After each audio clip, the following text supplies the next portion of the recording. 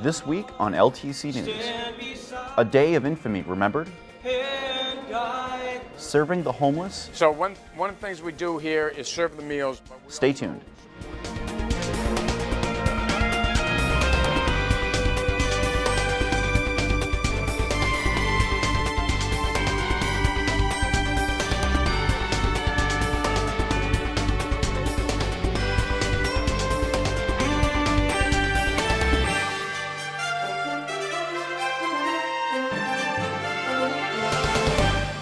Welcome back to this edition of LTC News. I'm your news anchor, Al Gentili.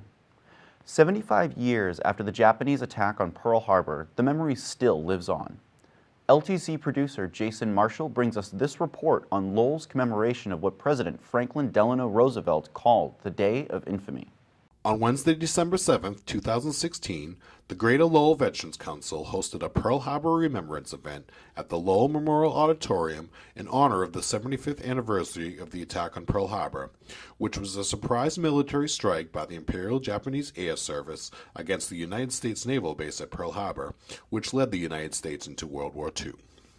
The event began with the posting of the colors led by the Air Force ROTC Color Guard, which was then followed by a stirring rendition of the national anthem sung by Michael Lally. By the dawn's early light, what so proudly we hailed at the twilight's last gleaming. Chaplain William Zunes continued the ceremonies with an opening prayer, while Ron Roy, Sergeant-at-Arms, recited the Pledge of Allegiance to the gathered attendees. Commander Matt Elkins of the Greater Lowell Veterans Council then introduced Director Pat Jusom, who along with the Butler School Choir performed an armed service medley in honor of all branches of the military service.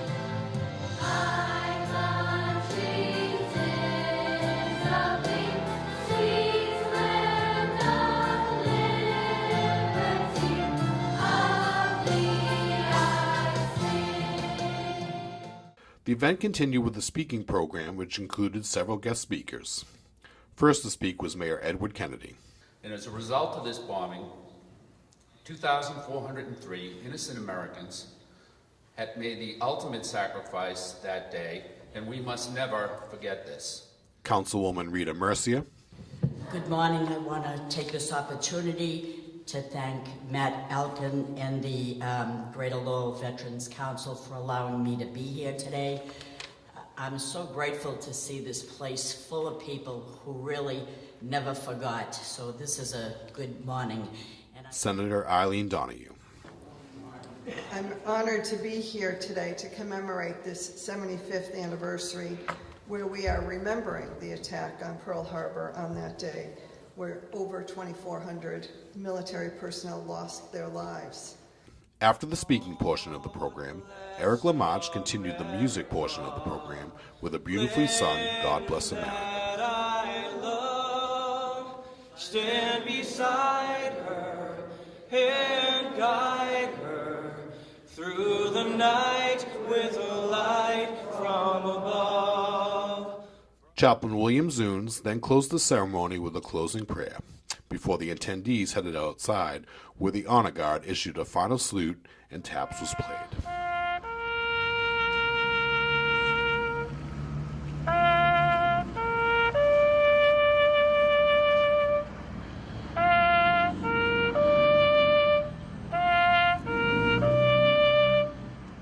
This is Jason Marshall reporting for LTC News. And now, Brian Dorrington, LTC Director of Municipal Programming, brings us his City Council Synopsis.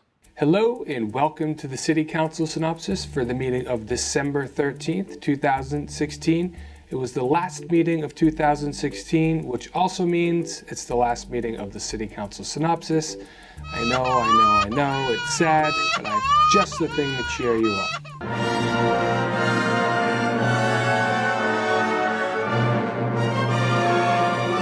Great job, guys. You're really making me hungry for Grandma's traditional reindeer venison. I'll take mine medium Rudolph, please.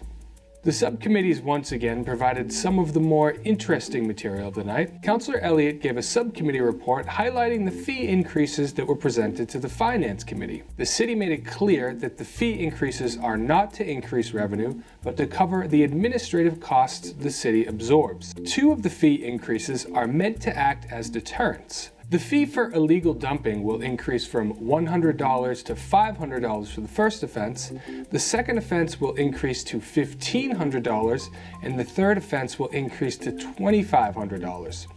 The fourth offense will land you on A&E's TV series Beyond Scared Straight, where Oscar the Grouch will lead an in-your-face intervention program designed to break the devastating cycle of illegal dumping. Whoa. The other proposed deterrent is the increase for banks registering foreclosed properties.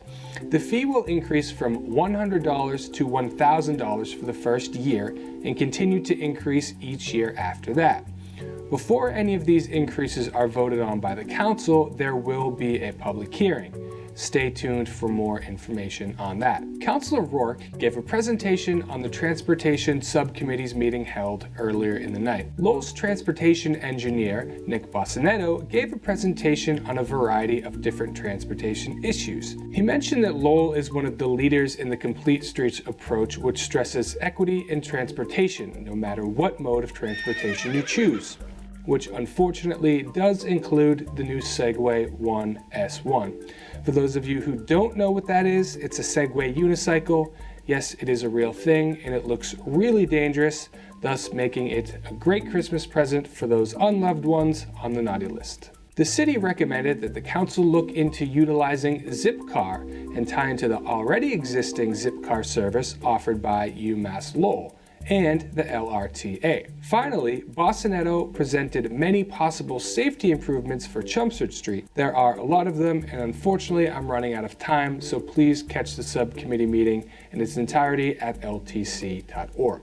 As you probably know, recreational marijuana is now legal in Massachusetts, and retail shops are expected to open in 2018. Councillor Elliott put forth a motion to add zoning restrictions to limit where marijuana retail facilities can operate. City Manager Kevin Murphy went on to say that controlling retail through zoning is a great tactic.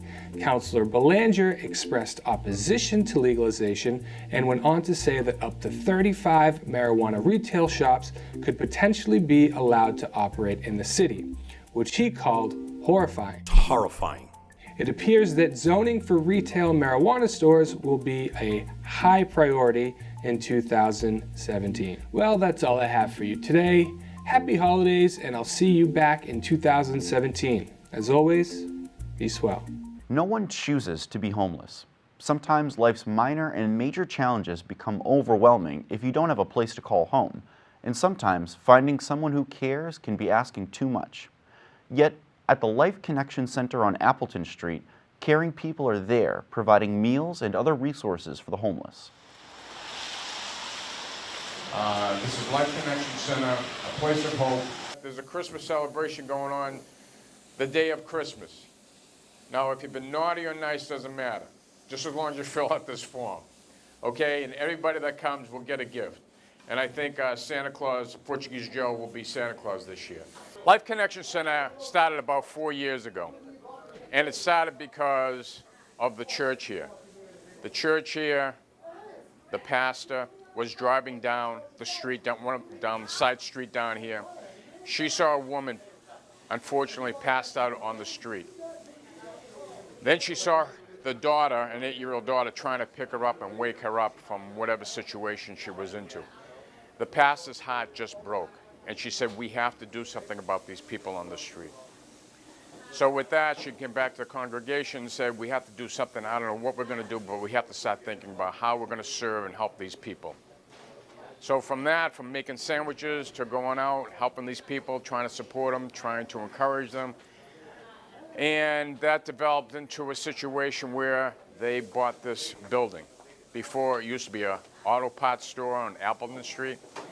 Now we're serving 9,000 meals a year, which is unbelievable. I love to volunteer. I go to church here, and the pastor is very nice to me, and they're very caring and loving here. You know, because I am homeless myself, and they made me feel very welcome. I mean, I've heard people go to the shelter and say that their goal is to get rid of homelessness, but it's so difficult because there's so many variables that happen between divorces, losing your job, people coming out of prison, and they end up in Lowell because there's a lot of services here. Thank God for the services here in Lowell. So I don't think it's something we're going to eliminate completely. It's just one of those things. The poor are always going to be with us. Like it or not, it's how we deal with it. I'm sober for a year. Last Sunday, I'm sober for a year. Yeah, so I'm doing good. I went to the shelter for a year. Now I got my own apartment, you know what I mean? And it's like a sober house. I take care of 60 different people. All of them with, I'm like director, general manager for the house. So good things happen to me, if you believe in God, you know what I mean? God helps you. I do clean, I serve food, you know what I mean? I come in here, do whatever I have to do. Whatever these people ask me to do, I do it. Because it's a place I feel safe, you know what I mean? So one of the things we do here is serve the meals, but we also support the people that come in here. We never give up on anybody here. Never, never. Even though the situation may be tough, it may be difficult, what they're going through, we've seen people come from being homeless to substance abuse to getting their jobs back, getting their families back, getting back on their feet. Their life is better. There's so much greatness that's going on around here. This place do anything for you. You need help to go to detox. You need help for anything. We help you to do it. Like AIDS test, we do anything. We do haircuts, we do everything. We do clothes, we do everything. Whatever you need, just come to see us. These people don't choose to be homeless. It's situations that happen in their lives. So we're trying to encourage these people to get back on their feet, not give a handout, but help them out. Taking sports out of the arena, let's join Deb Belanger at the Merrimack Repertory Theater for a preview of the baseball-themed show on stage now, Going to See the Kid.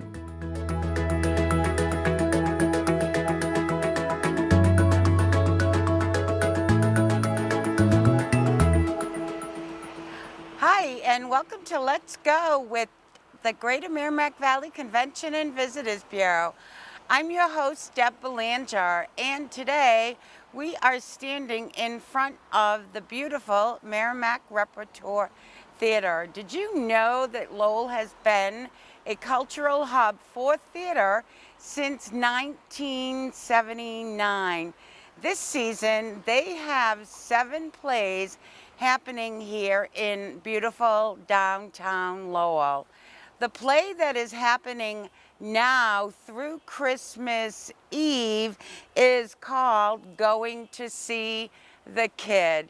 It's a wonderful story about 2 reporters, one seasoned and one new, and they will travel to Florida, and they are seeking to interview Ted Williams. And along the way, they learn a lot about each other. They learn a lot about teamwork, and they learn about the season of hope. So we hope you come and see this fabulous play at the Merrimack Repertory Theater. And it really is a gem in the cultural hub of the Merrimack Valley. For information on the Merrimack Repertory Theater and the plays happening this season, especially Going to See the Kid, perfect for the baseball fanatic in your family, go to merrimackvalley.org for all the upcoming events in our area. Thanks again. In this week's SunSpot, Lowell Sun Enterprise editor Chris Scott sits down with Fred Faust to talk about redeveloping the Franco-American School property.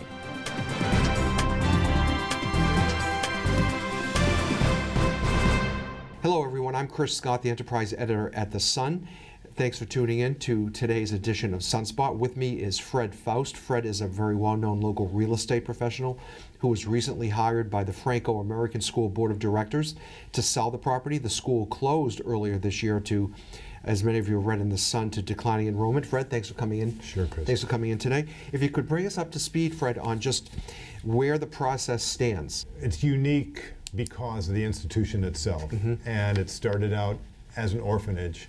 And we have people we've worked with at the school like Sister Lorraine, who has been associated with the school for, I believe, 36 years. So there's a whole human story to this whole thing, which has been, important as a role in the community. And I think there's been some recent articles in the Sun talking about how some of these organizations, just because of demographics and sort of watering down of communities, the institutions have changed. And that's unfortunate. It's a little sad. Yeah, there were a lot of incredibly dedicated people who were involved with that school and providing great education.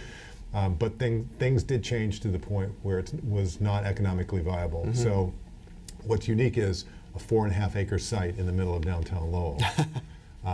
A mansion that was originally owned by the Air family. Mr. Air was an industrialist. Most people know the brother who was involved in the patent medicine business.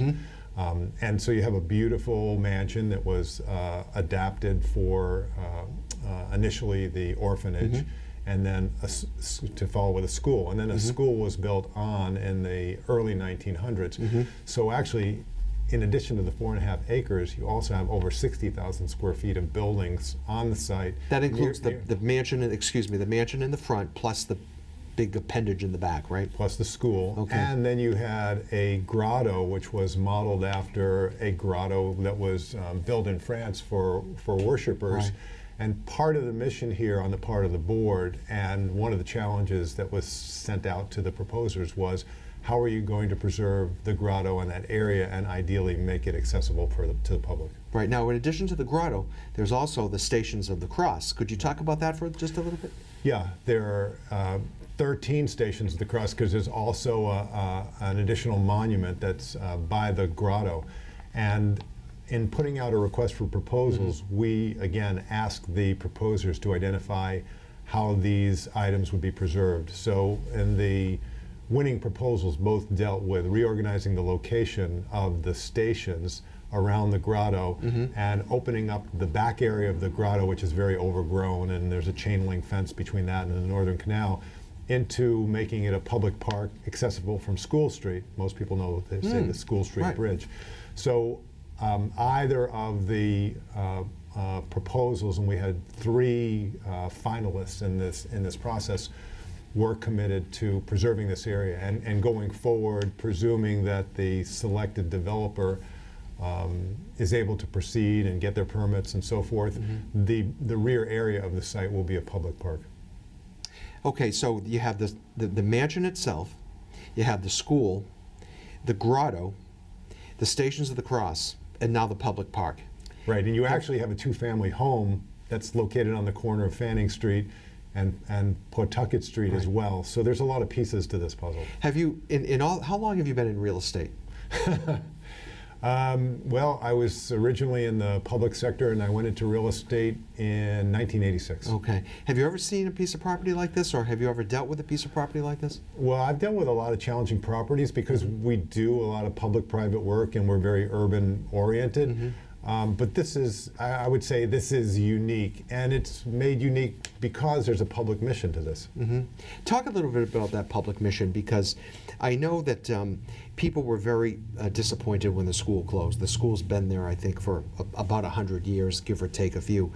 But it's really the grotto and the Stations of the Cross. The Stations of the Cross, it's my understanding, have recently been renovated, and the former state senator from Lowell, Steve Panagiotakis, raised a lot of money to make sure that they were renovated properly in a historically correct fashion. Is that correct? Yeah, I mean, one of the things that I was very impressed by is the care for the Stations of the Cross, for the grotto, and for the mansion and school itself. You know, again, sometimes you work with developers and you walk into a building and they all think their buildings are worth $2 million and they haven't done any maintenance for the last 20 years. Right. This was a cared for property, and so the buildings are in excellent shape. They were well cared for, and there's a real sentiment behind how these are going to be preserved going forward. So Bob Audette, who's the chair of the board, made it very clear to the board when we were doing the deliberations that his first priority was making sure that the grotto, and in some form the Stations of the Cross, were guaranteed in perpetuity for future generations. So it's good, it's nice to be involved with that type of motivation, and it makes us take our responsibilities very seriously. That's certainly a busy corner of School and Pawtucket Street, particularly when UMass Lowell is in session. I think UMass Lowell might have showed a little interest in the building at one point. I know Lowell School Department officials went through and looked at it, hoping maybe they could acquire it for something. But it doesn't seem like it's going to have any educational reuse. From your perspective, what do you think is the proper reuse of that property? How can it best be utilized? We had 12 different parties that were interested in the property and actually walked through, and a couple of tours we conducted. Really, huh? Yeah, we ended up with 3 finalists. Okay. The board interviewed the 3 finalists and made a specific recommendation. The proposal that has been conditionally accepted involves a combination of housing in the school, new construction and additional housing, and then with regard to the mansion, because of the way the mansion is hard to break up. You don't want to break up the historical rooms or the finishes. So that's really going to be something that these developers are going to pursue, and I think there will be dialogues with some of the different parties that you mentioned. So I would say it's not a done deal, but we got very specific plans for the site and the buildings, and I would say the last 3 proposers were very thoughtful, and it was a pretty rigorous process to make a decision. But 12 people or 12 different parties went through and took a look at it. What was their reaction when they did you take them through, or did someone from the board take them through? Yeah, we did 2 tours and took them through with board members and Sister Lorraine and myself. There was a lot of head scratching because it's complicated. The mansion is at different levels from the school. The school has different floor levels and heights. There's a chapel. The site, because of the grotto being contained and the adjacency to the canal, and the buildings again go back to the late 1800s. So I think that's why we wanted to do a tour, and we encouraged the board, and the board hired an architect to do as-built drawings so everybody could understand exactly what they were getting into. So it's a complex site. Complex site.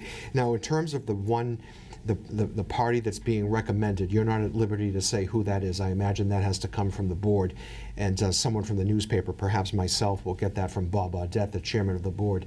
But in terms of preserving the historical nature of the structure and the grotto, and now the completion of a park, this one group, they're committed to. It's committed to that, correct? Yeah, there's going to be a preservation restriction that will be part of the sale, so that will restrict the use and the modifications to particularly the mansion building.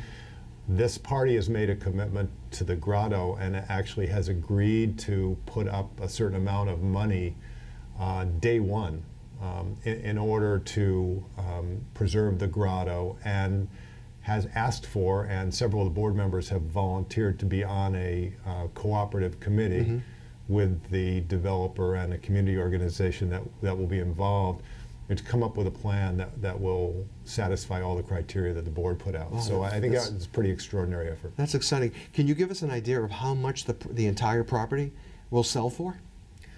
Again, because it's a conditional agreement, I can't really be that specific, but I would tell you that it's in excess of $2 million. Okay. Tell us a little bit more about the public park that's envisioned for the rear of the property. You look at the property from Pawtucket Street, and you see the mansion, you see the Stations of the Cross on the left. I don't think people really get into the back unless they visit the grotto, right? So how much space is there back there abutting, you said the Northern Canal, correct? Right. Again, for those of us who've been around here for a while, I think it was, I had the same questions. Yeah. I had been back to see the grotto, and you also mentioned the condition of the Stations of the Cross, and they were rebuilt recently, and they're in excellent condition and been well maintained. what you have, if most people are going to be familiar with getting stuck at that intersection. But if you look back at the mansion, you've got the school behind it, and there's basically a driveway between the school and the grotto. Well, if you were to walk to the top of the grotto, and there are stairs on either side, you can look back towards the river and the Northern Canal. Again, that area is quite overgrown and has a chain link fence, so I'm sure at one point it was like a nice walking place, but nobody has really cared for it specifically over 20, 30 years. So the proposal that was made by these organizations we're working with would basically open up a walkway from School Street. So again, if you picture, there's the little entrance to the Northern Canal Walkway, there's a blacksmith's house, the canal keeper's house across the way. You would actually be able to go from the canal keeper's house across the street and walk all along the back of the Northern Canal, not on the river side, but on the Pawtucket Street side. And then the grotto would be there would be open space, and then probably the Stations of the Cross would be relocated to the back area as well. So you'd have a concentrated park.